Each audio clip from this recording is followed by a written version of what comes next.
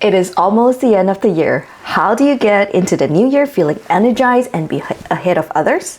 Hi, this is Dr. Gia. Today, I will share what I do in the last few weeks of the year so that I continue to be productive and still feel ready to tackle the world.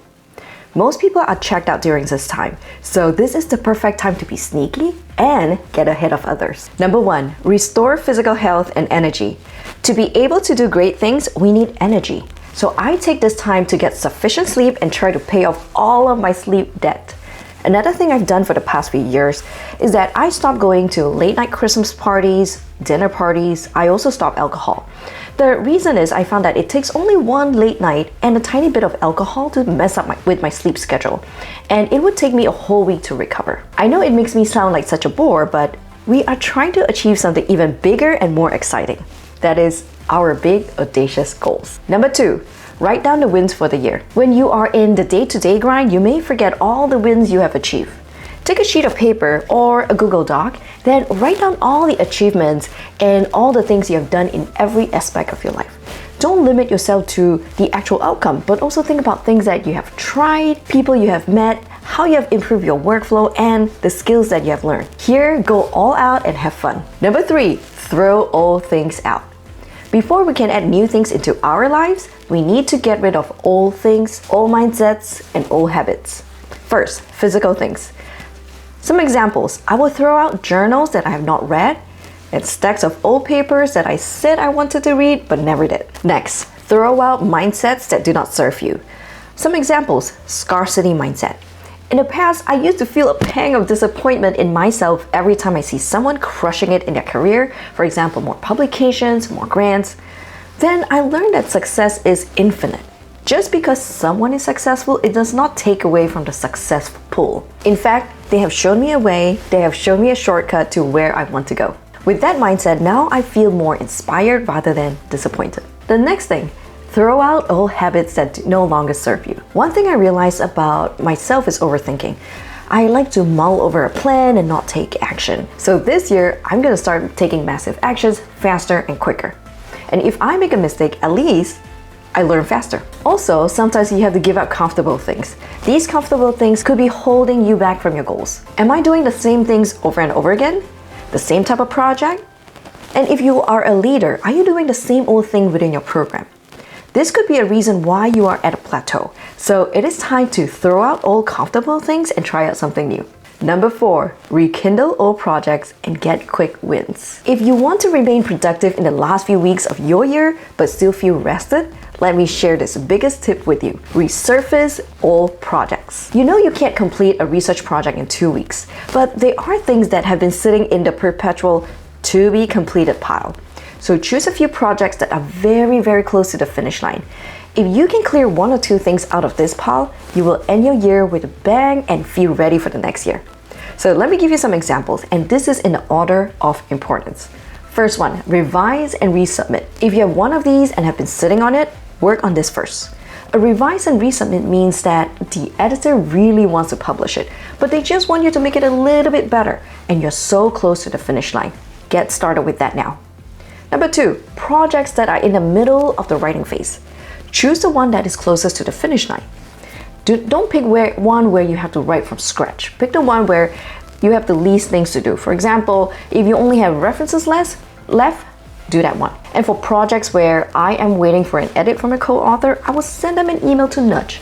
The goal really is to re-engage and to resurface the project. For those who want to build their academic careers, sign up for my newsletter. I will give you my tips and strategies on how to build your authority and achieve your academic goals. Also, when you sign up, you will get a free 5-day mini academic writing course.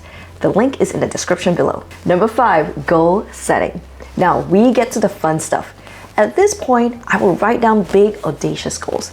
The goals are not even meant to be realistic, but meant to inspire. So for example, these are my goals. I help 10 million patients. I help 10,000 physicians achieve their goals. I am a public speaker. And notice, these are written in the present tense, as if I am achieving these goals. Not I will, I say I am. These goals are my North Star, my why. I write these goals down every single day to remind me that every target I make is heading towards this big goal. And why such a big goal? It is when you have a big goal, all the obstacles will pale in comparison. Next, I will create a yearly target. For example, one of the target is to submit 10 research articles in this year. At the first response, it felt really unrealistic, and I don't think I can do that. But there are scholars who publish 20 to 30 articles a year. How do people do that? Leverage, building collaborations, and have a well-oiled research pipeline. So the next question is not whether I can achieve that target or not, is how can I achieve that target? What skills do I need to develop in order to achieve that target? So now my new year will include a plan for activity milestones and learning milestones to achieve that goal. Number 6, block off important periods in your calendar. Now that you have milestones that you want to reach, how are you going to fit them into your calendar? First, get a large yearly planner where you can put all important dates in. One of the things that really stresses me out is the peri-conference and peri-vacation time.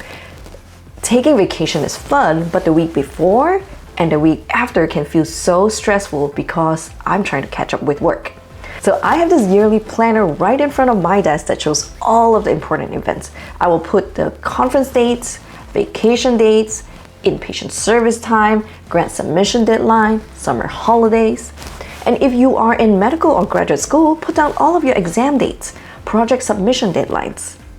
This will give you a big picture of how your year is going to look and will allow you to do your weekly plan a lot better. Number 7, create a research pipeline. If you don't know what a research pipeline is, it is a framework to stack projects at different phases. The reason we do this is because one project can take up to 1 to 3 years to complete. That's because there is a lot of downtime and waiting time between each phases. In order to scale, you need to create a research production line, just like how a car production line. If you think about a car manufacturing plant, they don't create one car at a time. That is just not efficient. They have an assembly line. A group of people will work on assembling the mainframe first, and then they move on to assembling the car doors. Then they move on to the next step. For research, you can follow the same framework. This is a simple framework you can try. One project in the idea phase, one project in the regulatory phase. That means waiting for IRB and ethics approval. One project in the data collection and data analysis phase, one project in the writing phase, and one project in the submission and revision phase. When I have sent out the research protocol to IRB, then I will move on to the next project in the data collection phase. Another example, after I've sent out my draft to co-authors, I will work on a project in another phase. That way you're never twiddling your thumbs but pushing different projects forward. If you're starting out, one per phase would be good. But if you are starting to scale, you can push a little bit more and go for 2 to 3 per phase. Number 8, dig your well before you're thirsty. The reason why some people seem to skyrocket their career is that they have been building a well for a long time and now they are using the well. Start thinking about wells that will benefit you 3 years from now. Some examples here. Number 1, build a collaborator network. Re-engage with your power base, people you already know, because you know in the future you may work with them. Number 2, build a data source. In research, the most difficult thing in medical research is access to good quality data. If you can start creating a database in your field now, in 3 years, you will have a rich source of data. And by then, people will see you as a leader in the field and will be seeking you out to collaborate. Number 3, personal branding. Who knows you is more important than who you know. Building a personal brand takes time. Start small, start now. The goal with personal branding in academia is to build authority. The more times you can attach your name to a niche, the faster you can build authority.